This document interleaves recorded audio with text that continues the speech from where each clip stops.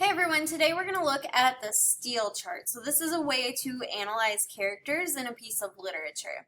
So we are going to use the acronym STEEL in order to analyze our characters.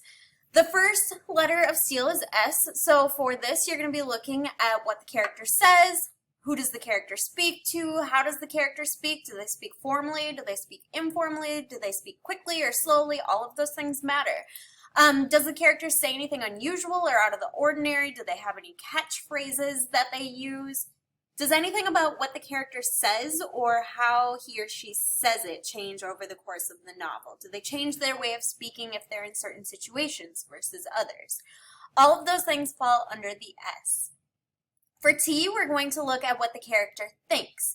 So we're going to look at what does the character think about the most? What do they think about the least? Does the character keep his or her thoughts to herself, or do they share those thoughts with other people?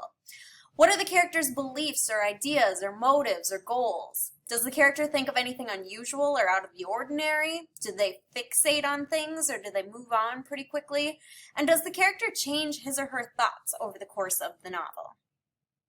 The next part is E, so we're going to look at the effects that that character has on others. So, do other characters like this character, or do they hate them? How do they treat them? Is this the character who gets beat up or picked on, or is it the ringleader of the group? What do other characters say about this character? That's important. It shows us what people think about them. Does the character have positive or negative impacts on the people around them? Does the character's effects over time change? So, do they start out a really nasty person and become horrible, or vice versa? Actions, that's our A. So, what does the character do that influences the story? What kind of actions do they take? How do the character's actions impact other characters? So, when they do something, how does that impact the rest of the characters in the story? Do the characters' actions match what they say or think and believe, or are they doing things that don't match up with what they have said or what they seem to believe? Are the characters' actions positive or negative? Does the character do anything that's out of the ordinary or strange or would be seen as strange by the other characters in the novel? And does this character significantly change their actions over the course of the novel? The last part of STEEL is looks. So for this, you're going to look at what does the character look like?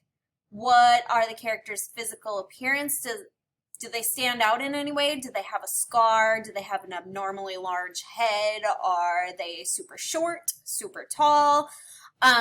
Is there anything about them that makes them stand out, either in a positive or appealing way or a negative way?